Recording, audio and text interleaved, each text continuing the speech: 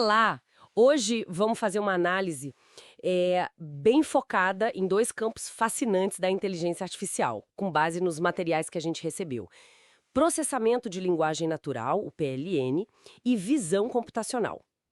Isso aí. Essencialmente, como é que as máquinas aprendem, né? A entender nossa linguagem e também a ver o mundo. Exato. E o objetivo aqui é ir um pouco além, sabe? Tentar desvendar os conceitos fundamentais por trás dessas tecnologias. Uhum. Analisando os desafios, as técnicas que permitem aos computadores processar texto, imagens, de forma inteligente. Vamos mergulhar fundo nesses pontos que os materiais trouxeram. Ótimo. Começando então com o PLN, a ideia central, claro, é fazer os computadores entenderem a linguagem humana. Mas, assim, logo de cara, já tem desafios enormes, né? Com certeza. O material destaca muito a ambiguidade, aquela coisa de uma palavra poder ter vários sentidos, e também as diferenças gigantescas entre idiomas. Sim. Regras de gramática, sintaxe. E até o contexto cultural, que a pragmática estuda, né?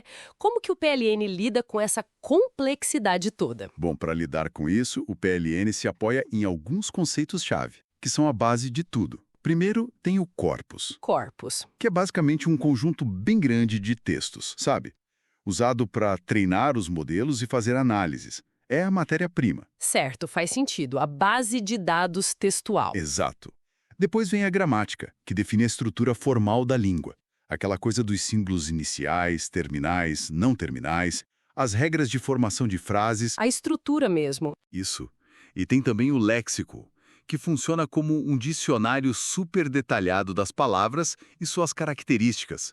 Tipo, se é verbo, substantivo, qual gênero, número, essas coisas. Entendi. Então, corpus, gramática e léxico são os pilares. São fundamentais. Mas antes mesmo de usar modelos mais complexos, tem uma etapa que é crucial e que os materiais mencionam bem: o ciclo de vida de um projeto de PLN. Ah, sim, que começa com coletar dados, né? E aí entram o crawling e o scraping. Qual a diferença mesmo? Boa lembrança. O crawling é aquela coleta mais ampla, tipo o que os buscadores fazem para indexar a web toda. Ah, o Google faz isso. Isso. Já o scraping é mais direcionado. Você vai num site específico e extrai só a informação que te interessa, tipo preço de produto, notícia, comentário. Entendi. Um é amplo, o outro é focado. E depois de coletar vem o... Pré-processamento. Exatamente. E essa parte, olha, é fundamental. É onde a mágica começa a acontecer. Ou melhor, onde a gente prepara os dados para a mágica acontecer. E o que envolve esse pré-processamento? Parece ter várias etapas. Sim, são várias e cada uma tem um porquê. Primeiro, a limpeza dos dados. Tirar ruídos, sabe? Coisas como tags HTML que vêm junto no scraping, caracteres estranhos. Deixar o texto puro. Isso.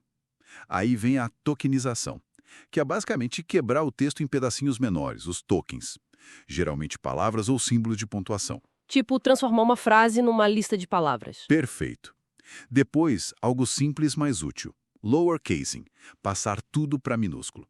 Ajuda a tratar casa e casa como a mesma coisa, né? Padroniza. Ah, claro. Evita duplicidade. Exato. E aí tem a remoção de stop words. Só aquelas palavras super comuns, tipo e, ou, a, o, de, para. Elas geralmente não carregam muito significado sozinhas, para o modelo. Então a gente tira para focar no que importa mais. Isso mesmo. E depois vem a normalização. Aqui a ideia é reduzir as palavras à sua forma base, ou radical. E aí entram duas técnicas principais que os materiais citam. O stemming e a lematização, né? Sempre confundo um pouco. Qual a diferença na prática? É uma dúvida comum. O stemming, ele é mais, digamos, bruto. Ele corta a palavra para chegar num radical, que nem sempre é uma palavra real. Por exemplo, correndo, corrida, corredor, poderiam virar algo como cor. É rápido. Cor não existe, né? Mas agrupa. Exato, agrupa pela raiz. Mas pode perder um pouco o sentido. Já a lematização é mais sofisticada, mais inteligente. Ela tenta encontrar a forma canônica da palavra, o lema. O lema seria... Seria a forma que você encontra no dicionário. Por exemplo, fui, foi, eram, será. A lematização levaria tudo para o verbo ir ou ser. é mais precisa semanticamente. Ah, entendi. Então, stemming é rápido e mais agressivo, lematização é mais precisa, mas talvez mais lenta. Exatamente. A escolha depende muito do que você precisa: velocidade ou precisão no significado. Tem mais etapas ainda no pré-processamento, viu? Tem mais? Nossa! Sim, o POS tagging, ou etiquetagem de classe gramatical, que é identificar se aquela palavra é um verbo, substantivo, adjetivo, etc. Isso ajuda muito a entender a estrutura da frase. Uhum, dá mais contexto. E o NR, Named Entity Recognition, reconhecimento de entidades nomeadas. Esse aqui é para achar nomes de pessoas, organizações, lugares, datas. Informações bem específicas no texto. Uau, bastante coisa só para preparar o texto. E depois dessa preparação toda, aí sim entram os modelos para aprender. Exatamente. Aí a gente pode alimentar modelos mais complexos. E os materiais citam os modelos GPT, baseados na arquitetura Transformer.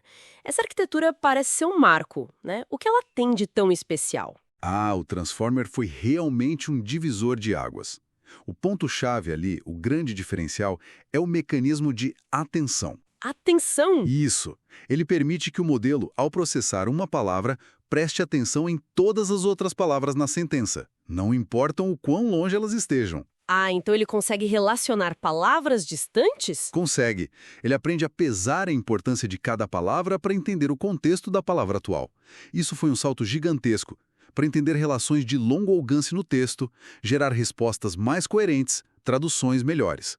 Quase tudo que a gente vê de impressionante em PLN hoje tem um pezinho no Transformer e na atenção. Fascinante mesmo como o PLN evoluiu para capturar essas nuances da linguagem.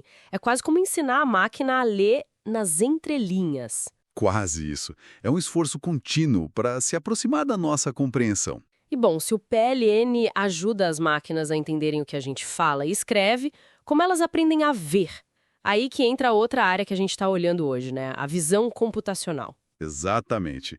Se o PLN lida com linguagem, a visão computacional lida com o mundo visual, imagens e vídeos.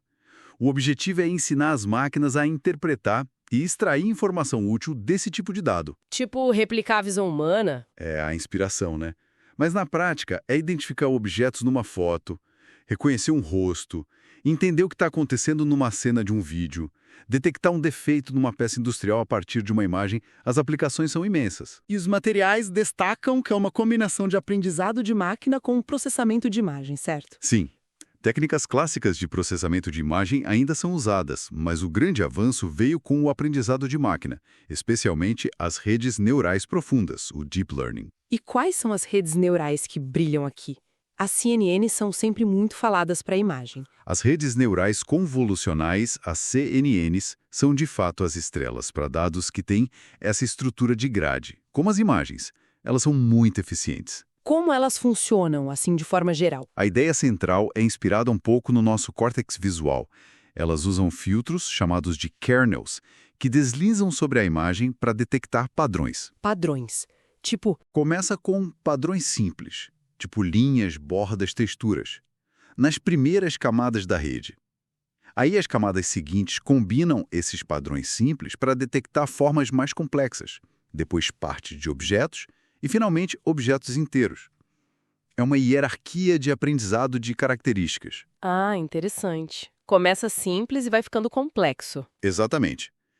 Isso torna as CNNs muito poderosas para a classificação de imagens, detecção de objetos e outras tarefas visuais. E para sequências, como vídeos, onde a ordem importa. Aí imagino que entrem outras redes. As RNNs, talvez. Isso, as redes neurais recorrentes RNNs e suas variantes, como LSTMs e GRUs, são mais adequadas para dados sequenciais porque elas têm uma espécie de memória. Elas conseguem levar em conta informações de instantes anteriores para processar o instante atual. Faz sentido para vídeo, que é uma sequência de imagens no tempo. Perfeito. Para entender ações, prever o próximo frame, etc. E além de CNNs e RNNs, que são mais gerais, os materiais mencionam outros algoritmos mais específicos para a visão computacional. Menciono sim. Algoritmos e arquiteturas mais especializadas para tarefas pontuais. Por exemplo, para detecção de objetos, que não é só classificar a imagem inteira, mas encontrar onde estão os objetos e quais são eles. Tipo desenhar uma caixinha em volta do cachorro na foto? Exatamente.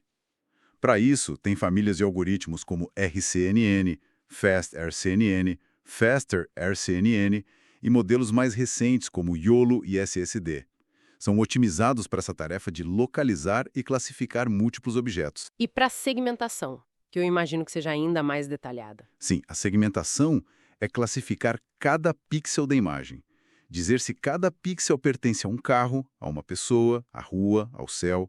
É um mapa detalhado da cena. Nossa, pixel a pixel. Exato. E para isso, arquiteturas como a U-NET são muito famosas, especialmente em imagens médicas, mas também em outras áreas. Ela tem uma estrutura que consegue capturar contexto e localizar com precisão. O NET. Interessante. E tem algo sobre aprendizado não supervisionado em visão? Tem sim, os autoencoders são mencionados. Eles são ótimos para aprender representações compactas dos dados, tipo para compressão ou para remover ruído de imagens. Eles aprendem a reconstruir a entrada. Tipo limpar a imagem aprendendo sua estrutura essencial? Isso. E claro, não dá para não falar das GANs, as redes adversariais generativas. Essas são fascinantes. GANs? São aquelas que criam imagens que parecem reais? Essas mesmas. A ideia é ter duas redes competindo. Uma geradora, que tenta criar imagens falsas mais realistas, e uma discriminadora, que tenta identificar quais imagens são reais e quais são falsas, criadas pela geradora. Tipo um jogo de polícia e ladrão ou falsificador e detetive? Exatamente. E nessa competição, as duas redes vão melhorando. A geradora aprende a criar imagens cada vez mais convincentes e a discriminadora fica cada vez melhor em detectar as falsas. O resultado são geradores capazes de criar imagens incrivelmente realistas, vídeos, até outros tipos de dados. Incrível o potencial disso. Além dessas redes neurais todas, os materiais citam algo mais clássico. Citam, sim. Técnicas mais clássicas ainda têm seu lugar. A transformada de Hall, por exemplo, é usada para detectar formas geométricas, como linhas e círculos. E métodos de machine learning mais tradicionais, como o SVM, Support Vector Machines, e algoritmos de clusterização também podem ser aplicados em tarefas de visão. Certo. Então tem um arsenal bem grande de ferramentas para fazer as máquinas enxergarem. Com certeza. É um campo muito rico e em constante evolução. Então, se a gente for juntar as peças agora, vimos que o PLN está focado em desvendar a complexidade da linguagem humana, né? Usando coisas como corpus, gramática e passando por todo aquele pré-processamento cuidadoso com tokenização, lematização, para depois alimentar modelos poderosos como os Transformers, com seu mecanismo de atenção. Exato. Essa é uma boa síntese do lado do PLN. E do outro lado, a visão computacional usa algoritmos como as CNNs, inspiradas na nossa visão, para entender hierarquias em imagens, RNNs para sequências e ferramentas mais específicas como RCNNs para detectar objetos, e o NET para segmentar pixel a pixel e até GANs para gerar novas imagens. Tudo para dar sentido ao mundo visual para as máquinas. Perfeito. Você conectou bem os pontos principais que os materiais trouxeram. E o que a gente tira disso tudo? Assim, pensando no quadro geral, qual o impacto real dessas duas áreas? Olha, o impacto é gigantesco e está cada vez mais presente no nosso dia a dia. Essas duas áreas, PLN e visão computacional, são, em grande parte, a base da forma como a gente interage com a tecnologia hoje e como a tecnologia interage com o mundo. Como assim? Dá exemplos. Pensa nos assistentes virtuais, tipo Alexa, Siri e Google Assistente. Eles precisam entender o que a gente fala, PLN, para responder e agir. Tradutores automáticos, chatbots de atendimento, tudo isso é PLN na veia. Verdade. A gente usa isso o tempo todo. E na visão computacional? Reconhecimento facial para desbloquear o celular ou em sistemas de segurança. Carros autônomos que precisam ver e entender o ambiente para navegar. Diagnóstico médico por imagem, onde a IA ajuda a detectar padrões que talvez o olho humano não veja. Controle de qualidade na indústria. Entendi. Elas estão meio que embutidas em muita tecnologia que a gente usa, às vezes sem nem perceber direito. Exatamente. A capacidade dos sistemas de processar e entender linguagem natural e informações visuais está transformando radicalmente a interação humano-máquina.